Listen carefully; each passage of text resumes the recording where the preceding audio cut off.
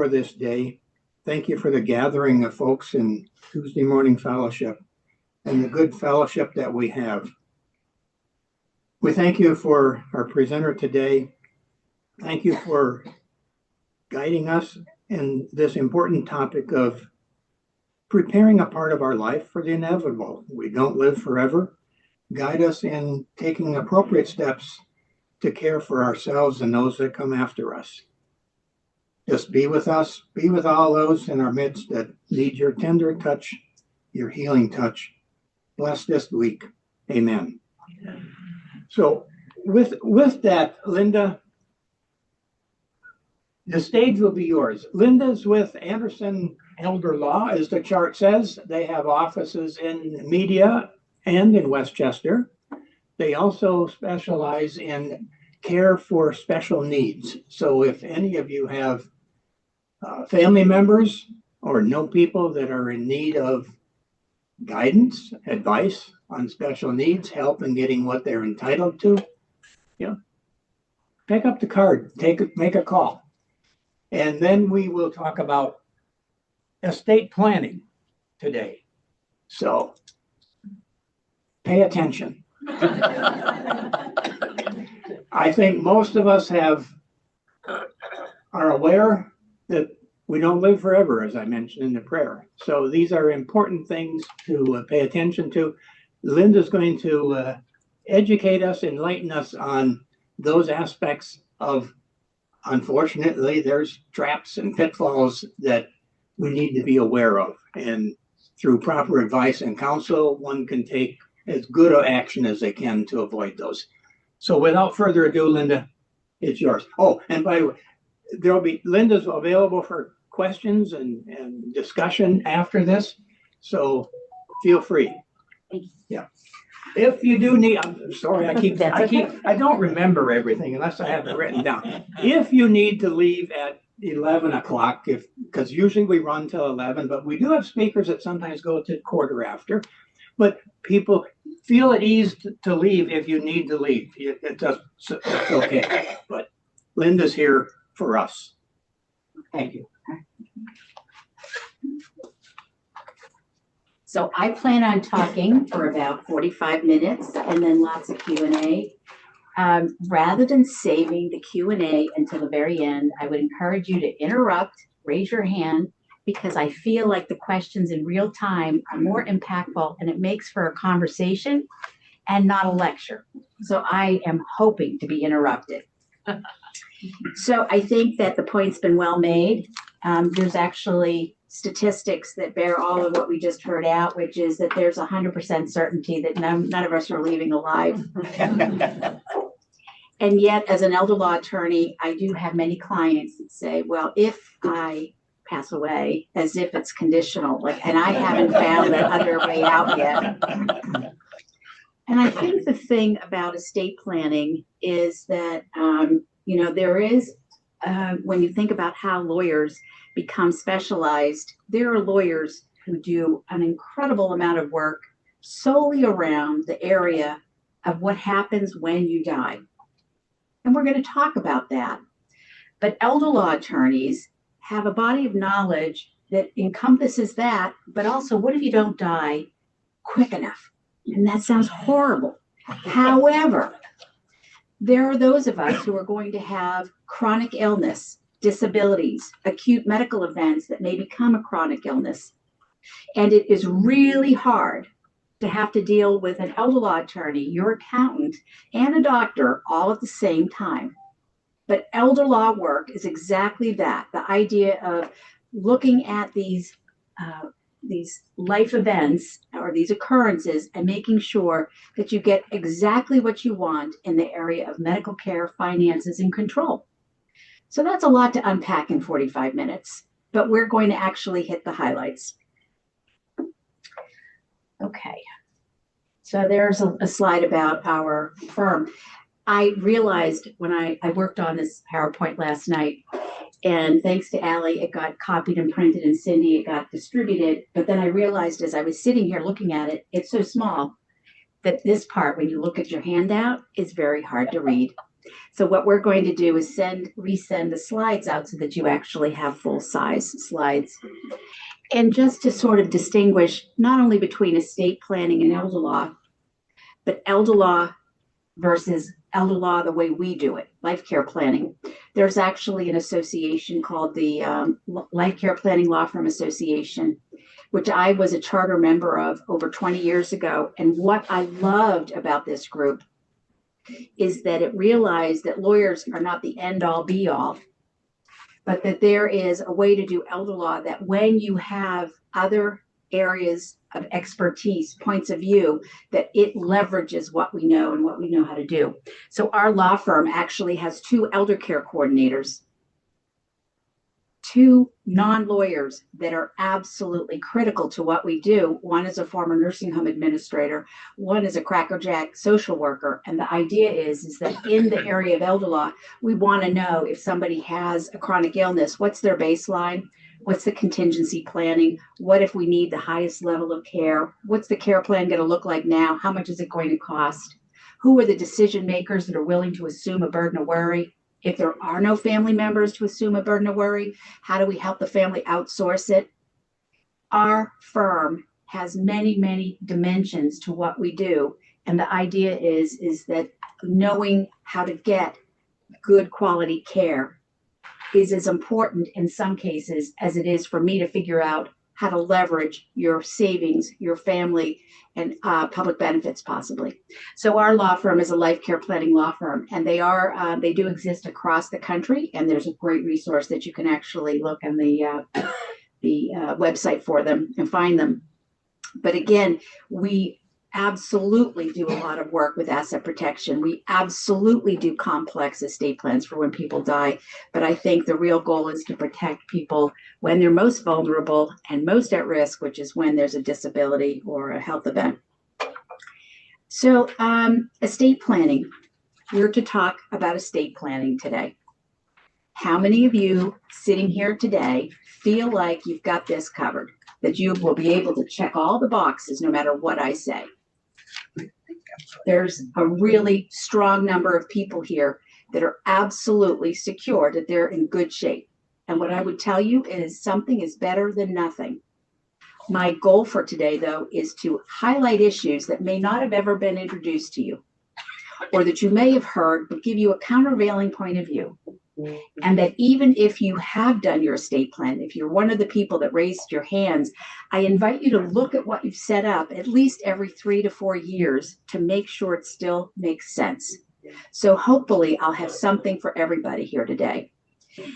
So when I think about what a great set of documents is, people will come in with ideas. And yeah, I will most of the time do a will, financial power of attorney, health care power of attorney, living will, and a HIPAA form. So your first thing, if you're going to go home and look at your documents from 3 to 5 years ago, is look at this as a checklist. Do I have all of those documents? And what I will find is that sometimes people will not have a financial power of attorney. And I'm going to go over with a whole slide why a financial power of attorney is actually probably the most important document that you get done. And what do you want to have inside of your financial power of attorney? A common question people will come in with is, I have just gone to a wonderful luncheon, had a wonderful steak meal, talked about how to avoid probate. I'm here to get a revocable living trust, and there isn't anything I want to talk about more than a revocable living trust. What I would say is that revocable living trusts in many states are absolutely critical to avoiding probate, which can include incredibly high probate fees or an incredibly complicated process. But that a lot of the messaging around revocable living trust as a way to avoid probate is absolutely not the front and center point of view that you need to take. Avoiding probate in Pennsylvania is not actually a significant procedural process. Once you raise an estate, you will have to deal with the same creditor claims, the same inheritance tax, the same estimated tax payments, the same income tax issues, the same beneficiaries. So when you have to probate a will, what you're doing is you're making it a public record. And in Pennsylvania, the probate fee isn't significant and the process is virtually identical. When do I use revocable living trusts? If you own property outside of Pennsylvania and you want to avoid having to do what's called an ancillary estate administration, you get a revocable living trust, and then you put your shore house in it in New Jersey or in Delaware. You put it in your revocable living trust. There are some people that I have who have a diagnosis of dementia. We can see it coming, and we want to make sure that we're not relying just on a financial power of attorney, but collecting their resources and having somebody who may be a co-trustee right now to share the responsibility, so that when it comes time for them to actually step out of running the finances, it's seamless from the point of view of a custodian or a bank or a financial institution. So incapacity planning, really great use of a revocable living trust. Having real estate outside of Pennsylvania, a really good use of a revocable living trust. What's not a good use of a revocable living trust is spending $3,500 to get a beautiful binder with documents that look the same no matter who you are, and then failing to fund the revocable living trust. What does failing to fund mean? In order for you to avoid probate, everything you own that's in your name alone must be inside of the trust before you die. So if your trust is not fully funded, how do you think the assets get from your name into the trust? Probate. You have to probate your pour over will that will pour over into the revocable living trust.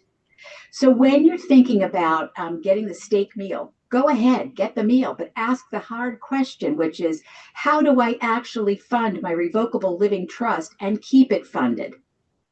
What is the cost for that? What is involved? And if you have CDs at 6 different banks, you're going to go to 6 different banks and change the title to those CDs, your bank accounts, your investment accounts. Do you change your IRAs? No, absolutely not. You can't, right? But the idea is, don't just accept the high-level message that it's created out of fear, but dig and understand what they are talking about, and does it even matter to you? Because the probate fees are so insignificant that where the real cost to your estate is the cost of long-term care. So if you're going to pay attention to anything, you're going to pay attention to how to manage long-term care expenses and not probate. So you're going to have a living trust or not. And then what else do you need? It's not enough for me to get you perfect documents. Even if you don't have a revocable trust, I will need to know your assets, the beneficiaries, and how things are titled. I have more than one person call when we have a new client come in, and they're annoyed that I'm asking about their asset information. When's the last time you went to a doctor that said, I want to tell you what I want to have as my medical treatment, and by the way, don't look at me. Don't ask me to take my clothes off. Don't take my blood pressure. Don't actually look at my ears, nothing, right? You cannot actually do an estate plan without seeing if you have joint assets.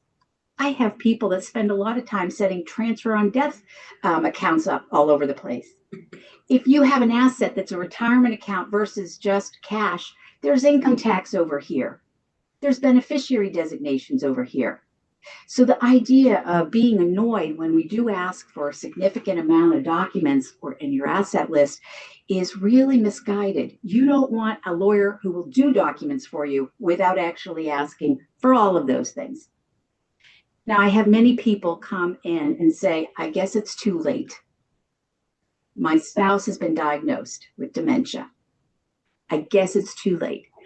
Can somebody with a diagnosis of something that would affect cognitive function, can they actually get documents done? And that's a really good question. And the idea is to understand that every single document you're asked to sign, whether it's a will, power of attorney, healthcare power of attorney, every single one has a specific level of capacity that's required. What was the document that I said, if I was going to have you sign one thing, it would be it? The financial power of attorney.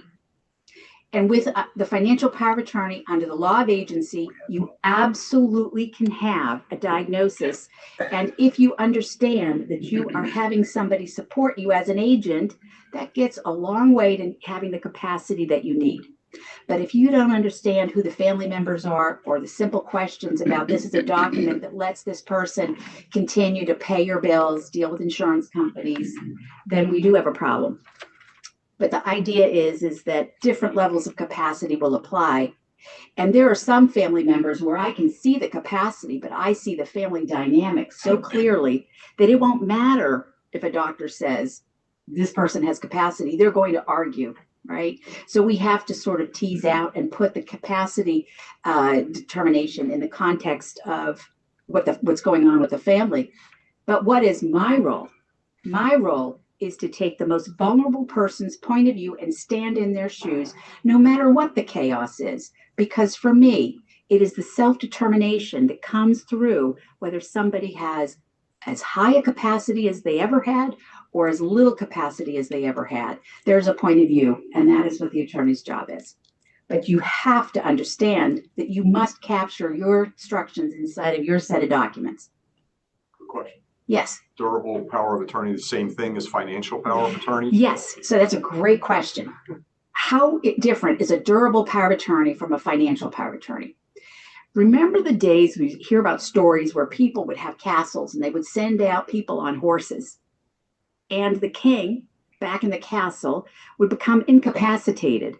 And the idea is that somehow the person who's on the horse didn't know whether or not they still had capacity or not. And it used to be that there wasn't a state that had a law that said the person who becomes disabled continues to have, under the law of agency, an agent unless the power of attorney says it's durable. Well, every state, all 50 states, has a statute that says a durable power of attorney is presumed to be durable. Yet this is one term that has stuck, right? Everybody has heard the term durable power of attorney, and really it means the financial power of attorney will remain in effect when the person over here is most vulnerable. What good is a power of attorney that says, I've become incapacitated, shut this down, right? Then you're going to end up with a guardianship. So by definition, we want the powers of attorney to be durable. Yeah, go ahead. Can you speak to the dynamic between the durable power of attorney and the healthcare power of attorney? Okay. They can be the same person, Yeah. be split. So the question is, talk about the dynamic. Let's talk about war stories, where maybe the financial power of attorney didn't agree with the healthcare power of attorney, right? Yeah, so is So it you best to have one person, or Is it better to have one person? So I always tell my parents, hire for the skill set, right? Do not put people together as co-agents that have never worked well together. Like I have some parents who said, I'm not worried. When it comes to me at the very end, they will get along.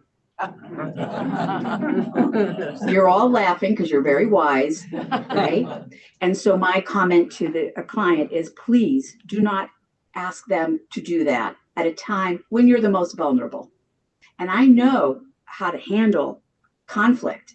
I know how to make that conversation abrupt and quick just by talking about attorney's fees that they're going to need to pay. At the same time, what did you want after you died? Did you want them to have a possibility of actually having a relationship with each other, right? So why don't we build this to avoid the conflict, right? And so there's ways to draft around that.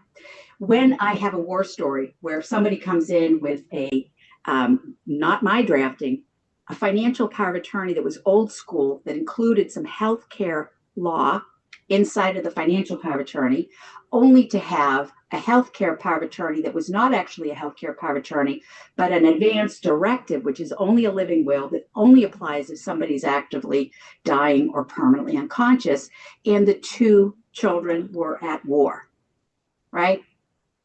And the conversations were getting really, really heated. So I said to one of our elder care coordinators, I want you to go find mom. She's at the hospital. I want you to find out what's her capacity and what does mom want? Because that's what our job is, right? And amazingly enough, when I get that information from somebody who's being challenged at a hospital, the message was clear and exactly what she wanted. And so my job was to reconcile these two people and to get the client what she wanted. How do you actually look at this in terms of choosing who's in your financial power of attorney, your healthcare power of attorney? You think about this case where they may have to work collaboratively. So if there is a dynamic, you need to identify it in advance and not set it up. Or if you're going to set it up, you're going to have a mechanism to break a tie vote.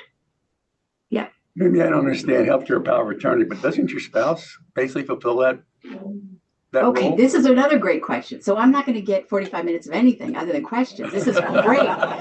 So the question was, I've been married. How many years have you been married? 61. 61 years. You mean to tell me that I can't decide what's going to happen to my wife? Right? And I'm assuming there's no healthcare power of attorney that's actually been prepared. Right. So here's what happens in Pennsylvania. We have a law that's called Act 169. This act is not new, but it is so important that it's still referred to as Act 169. And so Pennsylvania said, we're going to sort this out once and for all. If the person doesn't have capacity to sign a healthcare power of attorney, we'll take care of it and we'll just give you the pecking order, dear doctor. And so Act 169 says, you know what? You don't have a healthcare agent that can have the same scope of authority as the principal does, but we'll give you a healthcare representative. And if this is your one and only wife, okay, you get to make decisions. However, what if there are children from a prior marriage? Act 169 couldn't figure that out either. So what they did is they said, well, let's just see how many kids they have. So if you have 2 kids from your first marriage and you only have 1 spouse, who wins? The kids. Okay. So the simple answer to your question is don't rely on Act 169. Even if it's your one and only spouse and your kids are going to be good. The idea is that there is a different scope of authority. When it comes to end of life treatment, you want to be the person written into the document because your scope of authority is the same scope as the spouse, the principal. We don't want there to be any reduction in your authority. And so when you think about who you're going to pick, it may be your spouse, but whether it's the healthcare power of attorney or the financial power of attorney, we're going to see with that too. You don't want to rely on the fact that you've been married. One of my funniest jokes for the financial power of attorney was I had somebody in the audience say, yes, I've been married for 62 years, but that's the last person, my spouse, my wife, that I want to deal with the finances. And I thought, did he just say the quiet part out loud? Right? Because you're not supposed to hurt anyone's feelings. However, the point is the point, which is if the person isn't the right person, don't ask them to assume responsibility for things that they will not be able to do. Okay, so in terms of estate planning, was there any other question? I saw somebody's hand. Nope. Okay. So this is just to identify, you go home and you see what documents you have, and maybe you don't have a living will or a healthcare power of attorney. Maybe you don't have a financial power of attorney. So what makes a great power of attorney? Again, I think I've already said this. You hire for the job. The idea is that we don't go just because there's a child who's firstborn to make that person the first agent under a financial power of attorney. I happen to be a firstborn, so it's not that I'm offended by that idea. But the idea is that sometimes that firstborn is not good with money, that they may be married to somebody that you dislike. Those are called outlaws. Not the in-laws, but the outlaws. And the idea is you pick the people that are willing to assume the burden of worry and follow your instructions. Okay, so if you feel like you want to spend your money with home health care to make sure that you age in place, the idea is that they actually are getting the instructions on how to use your money. Consider gifting authority.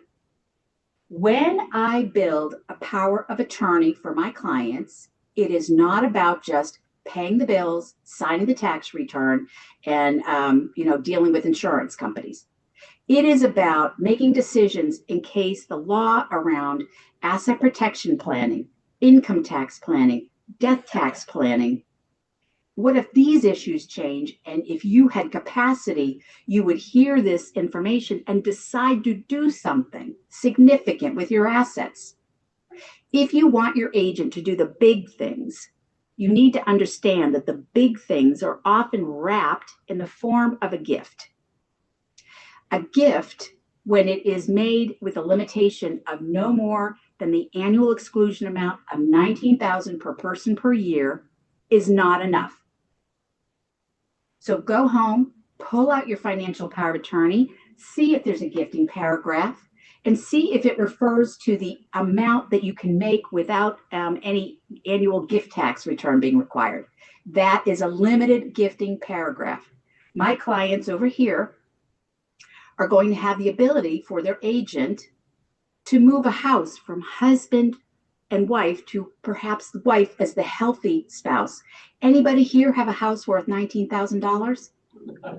No, your power of attorney has to be built with wheels that support our elder law work. And so our powers of attorney are 25 pages of things we stuff in, because what happens over here is the big planning. And your power of attorney, if it's over here, is going to get you about 50% of the place, but not everywhere. And when is it effective? When you look at a power of attorney that was drafted maybe 10, 15 years ago, it will say this is conditioned on my agent, whether it's the spouse or the child, going and getting 2 doctor's notes that say I'm unable to manage my finances. Go home, pick up your power of attorney, and see if you have springing language. And then if it does, consider, would your doctor be willing to just bang out a note that says you can't handle your finances immediately? Or will they actually pause and say, I don't want to get in the middle of the mess, right? This is what's happening more often than not. So what we do is we actually very limited use of springing language, where I used to put it in all the time. In fact, our springing language says, well, if the doctor signs 1 note, we don't get 2, we get 1 doctor, or you yourself sign a certificate, or there's been a court determination, or you've disappeared for 90 days. The idea is that if I have to have springing, I want enough relief valves, but I'm going to say to my client, are you picking the right person that you trust? And if it is the right person, the fact that they've gotten a doctor's note from somewhere is not going to save you if they're a bad actor. Do you agree? Okay. So train your agents. This is a privacy issue. How many of us grew up not having any idea what our parents had by way of assets? That is the style. And it's very, very, people get twitchy. The idea of like, oh, I'm supposed to share information. And the idea is that if you're going to share information, there is a way to slowly build the trust. And the idea is that perhaps you tell them where the documents are for the first step, the financial power of attorney. And then as you get more comfortable, maybe you give them a copy of your tax return and your year-end statements. And then maybe you actually have them assume the bill paying. And then at some point you may just say, I'm out, have fun. Let me just, assume the burden of worry for that. But you train the agents. You don't wait for a crisis and then somebody who has absolutely no idea where the powers of attorney are. So the idea is actually you get to drive your own bus. Any questions about that? Okay. What is not a financial power of attorney? Go ahead. Yeah, on the previous slide, one quick one was that it complies with state law. And Yes. I was talking to somebody beforehand and they weren't aware, like when I moved back from New Jersey, my will, all that stuff no longer was applicable. Well, okay. At least I was told I had to come up with a whole new one. Yeah. So when you are New Jersey resident, and if it was legally valid in New Jersey and you move to Pennsylvania, it remains legally valid. Okay. However, when you go to actually apply it and you send it to a bank in Pennsylvania, they're going to look at it and say, I don't know what this is. We're going to, say, no, thank you. And so the actual administrative burden is the first part. The second is the references to New Jersey law. You want a healthcare power of attorney that refers to Pennsylvania's tipping points for end-of-life medical care. You want Pennsylvania's references to financial power of attorney or wills and intestacy and things like that. So when you move, if you don't have capacity, we're not out of gas. We can use what we've got. But if you move to another state, it is good practice for you to get it reviewed and updated. And then I think comply with state law. We just had a case where I don't know how to explain this. There was a lawyer in Pennsylvania. You have a statute that says you've got to do this. you must have a notice that says this, and then you must have a notary, and you have to have 2 witnesses. Well, when this law changed, they had a different notice. This notice does not equal this notice anymore. And there was a case that came out, a reported case that said, if you do not actually have this notice, the power of attorney is invalid. I actually looked at the statute, and it seemed to say that there was a presumption you'd have to overcome to show that the power of attorney was valid. I never expected a decision to come out to say, no, we're just going to put a stake in the heart of that power of attorney. So you don't want to get a power of attorney from the internet. My favorite power of attorney story was I had somebody come in with a fantastic power of attorney. I was like, this looks so much like mine. This is like, great. Where'd you get it? Well, my neighbor came here. Oh. And she gave me the power of attorney. And so I just flipped it around a little bit. And I was like, well, you took out some of the good stuff. So let me explain what you're missing. And by the way, the notice is different, right? So the idea is that, the internet isn't good enough. And it's something that's 5 years from our office has probably changed. We change things every year. Okay, what's not a financial power of attorney? This, I think, goes to your point. Is like, you mean I'm married for 61 years? Right. All my accounts are joint. I don't need a financial power of attorney. If I had $1 for every time somebody said that to me, a financial power of attorney is where you have mention of the IRS and signing tax returns and doing this big planning. I named my ex as the executor in a will. What's the problem with naming somebody just in a will? You're not dead. Right. The power of attorney expires when you expire. And this is where you're named as a power of attorney, as an agent, but the person in the will has no work until you've passed away. I've been married for 52 years. This one is, my husband's going to be able to say this too. We've been married for 43. The bank will not know his signature. I signed his signature, and that he doesn't need a power of attorney. Well, let me tell you, he's got a great power of attorney. But the idea is that being married alone is not enough. I printed out a form from the internet and got it notarized. I already went through that war story. And what do people find? When do people find out this information? And that was something I got last night from the internet. That's a guy's hair on fire. So what happens is that at a time when your hair is on fire because Vanguard, TD, Wells Fargo, PNC are all refusing your power of attorney, right? And the idea is that for some people, I'm having them pay $450 in a nursing home every single day until we actually get access to certain things. And the idea is that this power of attorney that seemed so good at the time was really a swing and a miss. So when you need it most is when the vulnerabilities for your deficient powers of attorney pop up. Okay, what makes a great advance directive? This is a living will. For those of you who may use the term living will, not a post. How many of you have posts? Anybody even heard posts? No. Oh, all right. So when we do our documents, we have a healthcare power of attorney and a living will. Healthcare power of attorney, again, if we've got 2 kids that have never worked well together, we're not going to put them in a position to make medical decisions when you don't have capacity to. And the idea is that if you have a healthcare power of attorney, you may not have a tipping point of being end of life. If you're reading a living will, advance directive, it says by definition that you've had a tipping point where you were either end stage medical condition or you're permanently unconscious. What does end stage mean? It used to be called terminally ill. But you could be terminally ill for years, right? They want end stage, defined as actively dying. And even with the introduction of medical treatment, there's 100% certainty you're going to pass away in the very short term, right? End stage means no matter what they do, you are passing. Permanent unconsciousness. How many of you can recall Terry Schiavo? 15 years on a feeding tube with what appeared to be no brainstem. And of course, we all know about her because her parents and then her husband, to be ex-husband, spent years litigating. Now, if you recall at the very end, Governor Jeb Bush actually passed legislation to put the feeding tube back in and out. Who should be making the decision about the tipping point for permanent unconscious as to your feeding tube? Who? You.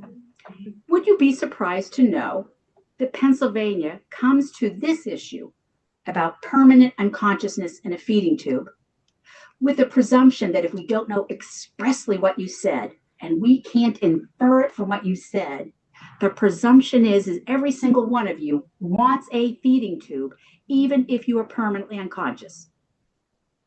Surprising to most people.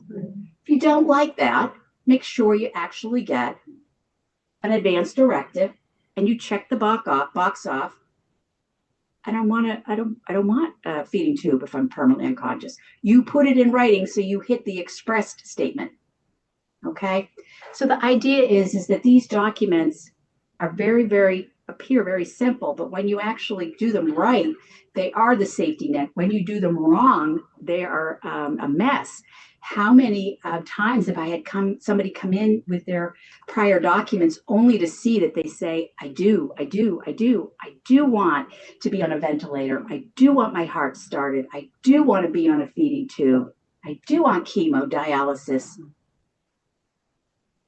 When they say that, what they're saying is make sure there's no hope of recovery, right? They're not saying that if there really is no hope of recovery, I want you to cause me more pain and treatment. Whenever I've explained that to somebody, I've never had anybody say, oh, that's exactly what I meant. They're going to say, oh, you mean it really is limited. Yes. And for people that are extremely anxious about that, I would leave the boxes unchecked with a statement under general goals so that they can be specific as to what they're worried about. So many times people will want to add, make sure there's no hope of recovery. The other worry is, I wish to be pain-free even if it hastens my death. Other people have very specific ones. One of the most charming was, I'm close to God, so let me go. And it was so touching. And I thought, I can only imagine what the children are going to think when they read that, right? But that's the point. So your document matters for that.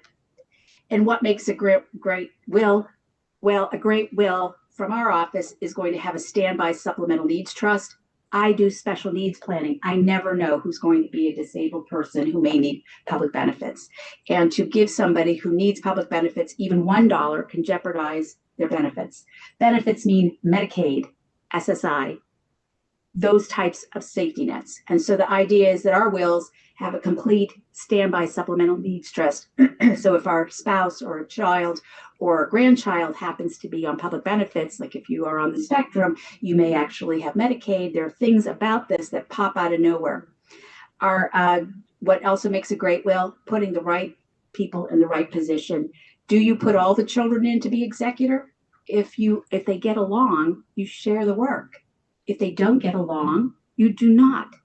Yeah. Okay. And the idea is that what is not a will, I have many people saying that they've gone to banks putting transfer on death on all the CDs and they try to make it equal so that they avoid probate. They have not avoided inheritance tax. And my standby supplemental needs trust inside the will never be used, so that even if this adult child that's the beneficiary is, needs a wraparound of a trust, we don't get that result. So joint accounts, transfer on death, beneficiary designations. Some people will say, I'm just going to make my beneficiary my estate. I'm going to keep it simple. Just make it primary my estate. It goes through the filter of all the creditor claims when you have a retirement account or life insurance. So when you have an opportunity to do a beneficiary designation, you're going to want to actually consider something else other than just payable to the estate. You have to have your asset list.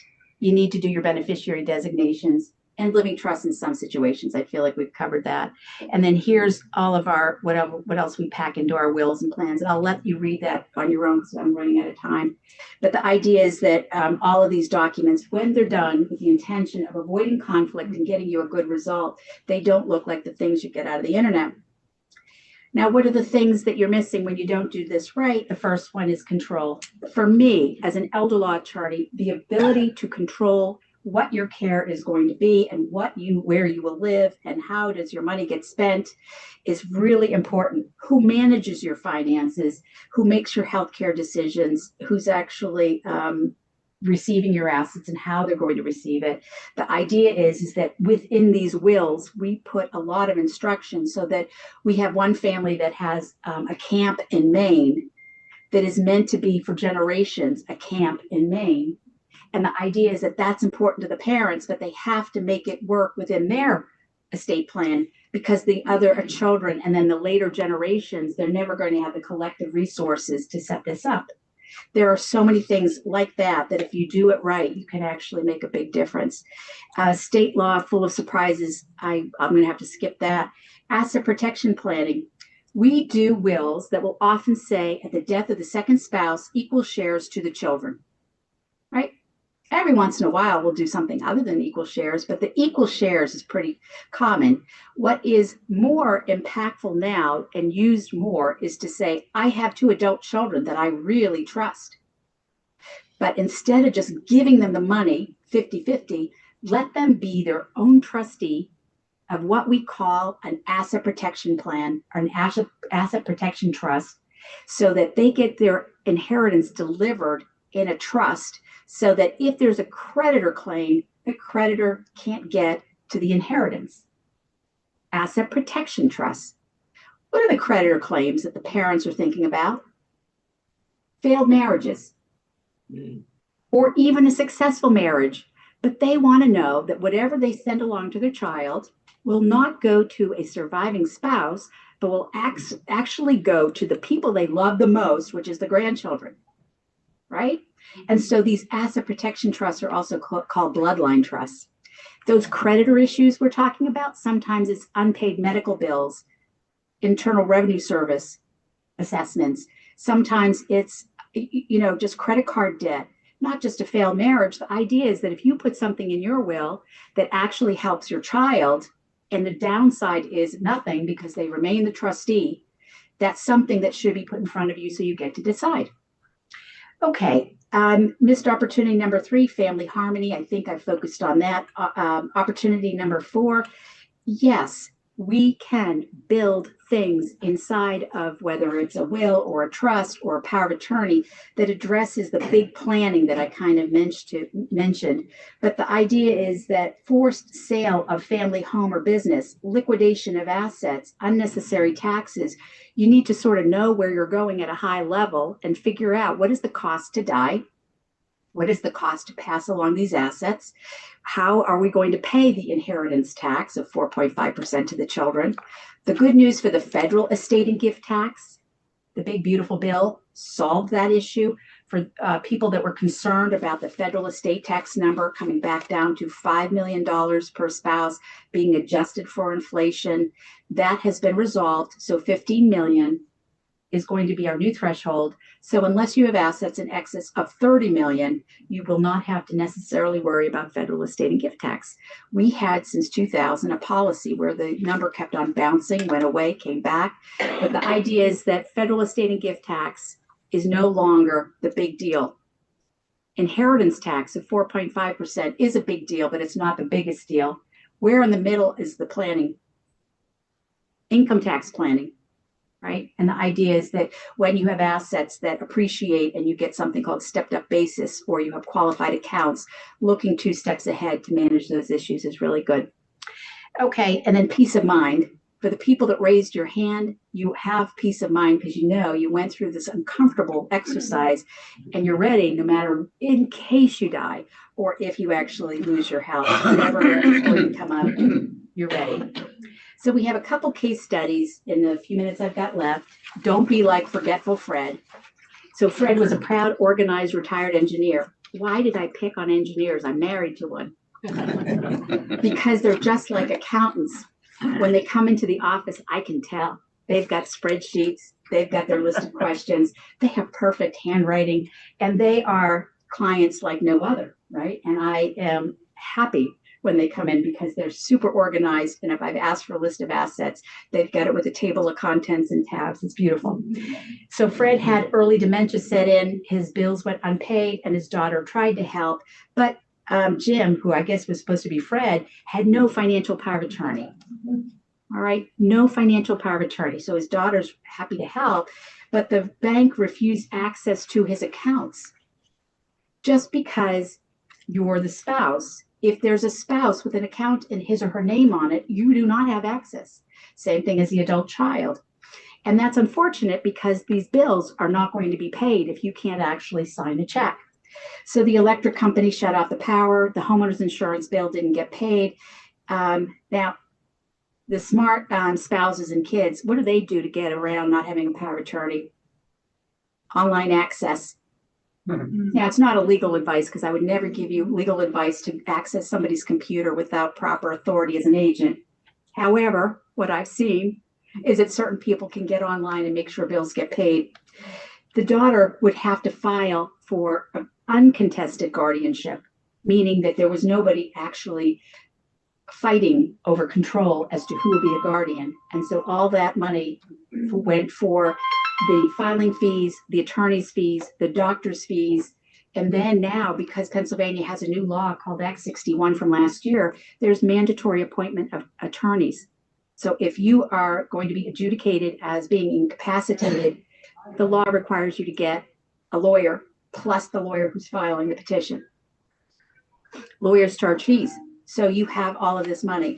And the idea is that if you get a guardian, don't misunderstand, you do not have the same flexibility as somebody who's an agent under the power of attorney. Just to emphasize that, we have a case where we have two spouses, and we would like to move the house from the ill spouse who's in a nursing home to a healthy spouse. We don't have a power of attorney. The orphans court judge does not think that the guardianship law should permit the transfer of the assets to the healthy spouse. That puts people at a disadvantage if they have to rely on a guardianship. I think the judge is actually, within the discretion allowed under the law, but it's disappointing for that wife and husband to realize the house is going to be at risk. So anyway, don't be like Forgetful Fred. Make sure that you get a real power of attorney that not only has administrative authority, but the big planning. Don't be like Hospital Haley. No one's in charge. Everybody's arguing. She had a stroke at age 68. She never named a healthcare agent. Her 3 children disagree about her care. Well, what do we know about Act 169? Act 169 sets out the pecking order. No spouse here, right? So in this case, if we have 3 children, that was proper family planning because there was an odd number of kids. We will have a majority. We will have a decision, right? But one of them said, one wants everything done. Everything. Mom's in the emergency room with a stroke. Everything. The other says, wait a minute, I'm the one that's the caregiver. I can tell you right now what mom does and doesn't want, and mom doesn't want any of that. She wants to be kept comfortable. And then we have the 3rd child living in Hawaii who is not reachable. And besides, the other 2 children doesn't believe he should get a vote. What does Act 169 say? They all get a vote, right? And so when you think about this mess, who should have cleaned this up? Hospital Haley. Right? But in the meantime, there is a process. I probably would send in an elder care coordinator, put everybody in a room and say, okay, here are the legal fees for an emergency guardianship that we're going to actually ask you to sponsor and fund. Or we can come to a treatment plan that gets us something in the middle. We can't do everything, but we can do certain things to make sure that it's truly end of life. Does that sound right? The hospital wants clarity because they want to have a decision maker. There is information, that the hospital needs in order to have what's called informed consent. When you go to a doctor's appointment, you're going to have something done and they make you sign things that you get to read. That is informed consent. And you or somebody on your behalf has to understand the pluses, the minuses, the alternatives, and then give them authority to do what they need to do. In this case, we don't have anyone to give informed consent. So we need an immediate decision. In some cases, the healthcare provider will be able to proceed on an emergency basis, looking at things that will not be irrevocable. So that may mean that the person will get treatment as things kick up to the ethics department or other things. We're not going to just let somebody pass because that's irrevocable. So if that's not the care you wanted, you should write that down. And don't be like, no will, Norma. Norma never signed a will. and I've had more than one client say this to me, I'm not worried, I'll be dead. I won't care. The family will figure it out, right? Very, very sort of relaxed, if nothing else, right? Now, this Norma has a life partner, receives nothing under intestacy laws. What does that mean? If she's not in the will, because Norma doesn't have a will, the idea that, their finances and their bills and, maybe paying a mortgage, none of this is actually reconciled to support what happens to the life partner. And the intestacy law doesn't factor that in. Her estranged child will inherit 1/2 of the house. So if you don't have a will and you look under intestacy and you pass away with 2 children, each child will get 50%.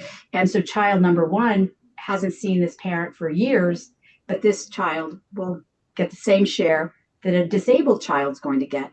And this disabled child's going to get it outright. And so if this disabled child's on Medicaid or SSI, this parent has just blown this child's public benefits, their health insurance being Medicaid. And then sometimes sentimental items disappear before probate, even before it began. The idea is that, somebody gets into the house, things start moving, and then legal fees come off the top too. The idea is of preparing in case you might pass away and getting what you want. Okay, I have like 2 whole minutes for questions. Be your own best resource. I'll let you read those slides there. Get organized, choose your decision makers. You're now ready to call. Be your own best resource for elder care planning. You're not behind, even if you feel like it's too late, it's not. Planning really does make a difference. Okay, any questions about anything?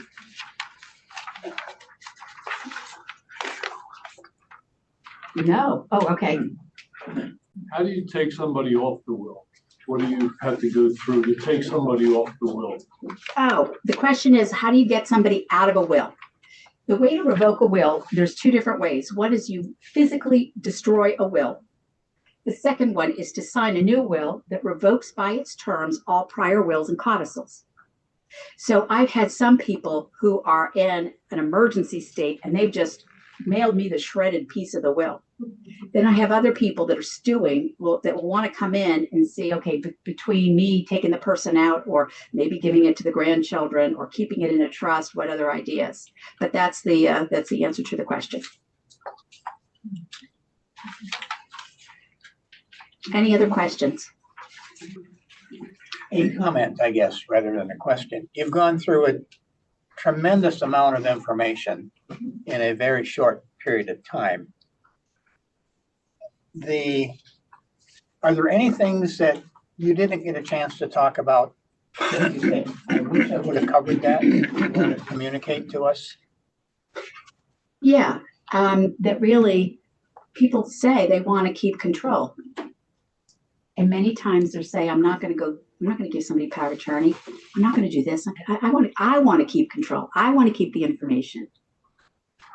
I know what I want. I'll tell my doctor what I want. And to understand that you don't always get to keep control if you don't write things down, and that really to connect the dots. And if you want to keep control, you must proactively build your team. And then the second thing is that documents are not all the same. They're not all templates that come from the internet. And what we do by way of reconciling what you want and the assets and the documents and telling a story matters so that you get what you want, you avoid problems, you take care of the children and grandchildren that come after you. So for me, it's a message of do it right. If you're going to do it at all, do it right, and then get it done, and then put it away, and then every 3 to 5 years, just revisit it because things change. The differences between pros and cons, I should say, between having a trust or not having a trust for your estate. Okay, so the question is, what are the pros and cons for having a trust or not having a trust for your estate? Just know that there are multiple types of trusts. What we've talked about in our 45 minutes was a revocable living trust, which is a will substitute, avoid probate. We talked about an asset protection trust under a will for your adult children. This is right? We also do irrevocable trusts for sometimes for special assets or Medicaid planning. Then we also have special needs planning where we have somebody who's disabled and we need a trust to take care of the money they're going to inherit. So you've actually heard about 4 or 5 different types of trusts. All trusts have certain elements, which is you set up the trust. You are called the settlor. You pick someone you trust to follow your instructions. That's the trustee. You have somebody who's the beneficiary who gets the benefit of the money. And with those 3 parties, you're setting up your instructions, whether it's for the asset protection trust under your will, whether it's a supplemental needs trust, whether it's a revocable living trust. So you look at the trust as a structure that can be used for different things. And the idea is not to fall victim to the idea that this one trust could be what everybody needs and that it's going to look the same. For me, living trust mills are a disappointment because we had somebody who was ready to get it done, but they didn't get it done in a way that was impactful. So, yep. A few years ago, my wife and I updated all the documents you referred to. We gave each of our adult children copies of everything, and our primary care doctors have copies of the appropriate documents they should have. Is there any other place we should have those besides in our home? Yeah, so the question was more of a comment. This is somebody who did all of the estate planning work and got a will, financial power of attorney, healthcare, living will, distributed the documents to the children as well as to the primary care physician. Is there anything else that I would want you to know? Yeah. Financial powers of attorney are the bane of a bank or financial institution's existence. If you take your financial power of attorney to Vanguard while you have capacity and have them accept it, you will be saving your agent hours of delay. The financial power of attorney is often really challenging to get accepted. So as you age, one of the other little cherries on top is to put those financial powers of attorney on record at the custodians or at the banks or the financial institutions. But I wholeheartedly agree that by sharing the living will and the healthcare power of attorney, you're more likely to get the care that you want and not the care that you didn't want than if you didn't distribute it. So I think that was fantastic. Some people are going to be a little bit twitchy about making the financial power of attorney available to a bank or to the children because a copy is deemed to be an original. So you have to really think that one through. At a minimum, you say to the agents, where do you keep the original financial power of attorney? Every once in a while, we'll get a phone call from somebody that says, I was told that you did the documents for my parent. I'd like to come get the documents. Well, what do? We make sure that this person is actually named in the documents, and then we will send out an ECC to check on the parent. Okay. Yeah. So this financial power of attorney, will that go to every bank and institution with whom you hold assets? So the question was, do you use the financial power of attorney with every bank or institution that you hold assets in? And the answer is yes. The idea is that if you want somebody to be able to access your account and to make transactions, not just to go online and get copies of statements, that you're actually telling somebody, a third party, that I have an agent, here it is. Well, the institutions are, I don't want to say they're incompetent, but they're inexperienced. So where do you send that power, financial power of attorney? So, I mean, what individuals say in a bank or? Right. So the comment was, sometimes you go to the banks or the financial institutions and there's the appearance of, you said it so nicely, being incompetent, but they're not incompetent. I think it's a training issue. Exactly. They are told, slow this down. So what happens is that I will say to the agent, please get the name and the email and the phone number of the manager. What I'll do is I'll email over a certified copy of the power of attorney. It means I've certified that I know it hasn't been revoked. And I'll ask them to kick it up to the legal department And then the legal department gets it and they have training at a higher level. And so they will, flip the decision and accept it. But the people that are on the front line have a certain level of training that just doesn't allow them to accept a power of attorney. Now, what really shocks me is that the level of training, the script that they're given is, yeah, don't accept a power of attorney, but why don't you just add the adult child's name on an account? Yikes. Okay. That is not a power of attorney. So if a child has a creditor issue or predeceases a parent, all of a sudden we have inheritance tax or the assets at risk. We don't want joint ownership. We want an agency. Yep. Does an executor, we're both deceased, does an executor need of a power of attorney to access all these funds? No, when somebody dies, the power of attorney dies with them. And then the reason why you're probating a will is because then the Register of Wills acknowledges that you died on this date, that there was a will or wasn't a will, and that the named person is the executor or the administrator. And you get these little pieces of paper called short certificates. When you show a short certificate, it's like a power of attorney for somebody who's passed away. And that's where your legal authority comes from. You give them that.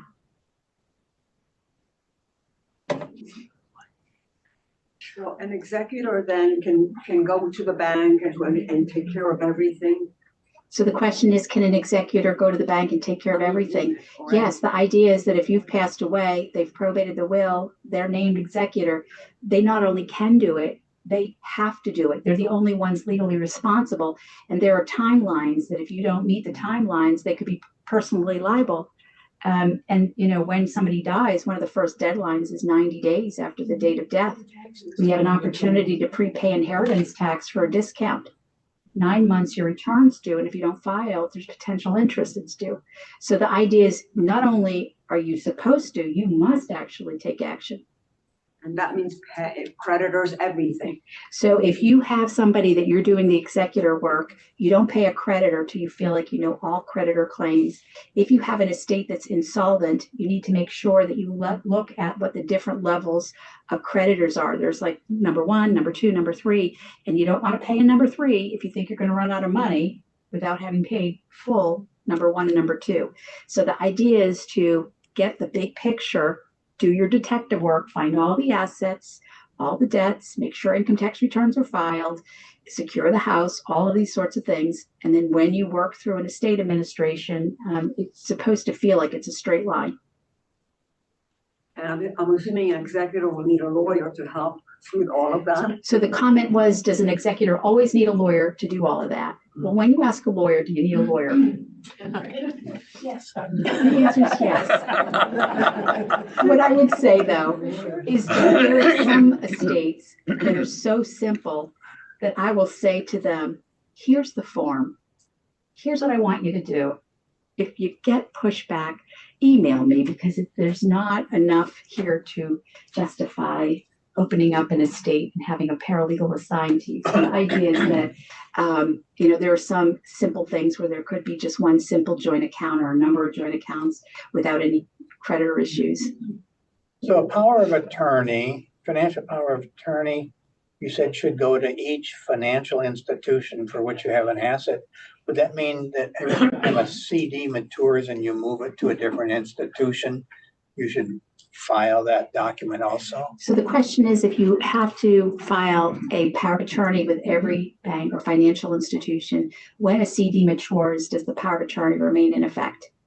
When you look at the general durable power of attorney that we prepare, it applies to all accounts, whether they're at that financial institution or otherwise. There are also limited powers of attorney. So sometimes if you go into a bank and say, I want my child to be agent under power of attorney, they may bring up a little signature card. And that signature card may actually relate just to that one account. But I think that the general power of attorney is generally going to apply to every CD. Yeah. But to his question, you'd still, like, if you reinvested that money in ENC instead of TD, now you gotta get that durable power of attorney. Right, the financial institution is never seeing this. Right. Yeah, well, And the idea of taking the time to get this financial power of attorney, accepted and approved, you don't want to do it in your 40s, right? Because you may end up changing who's who.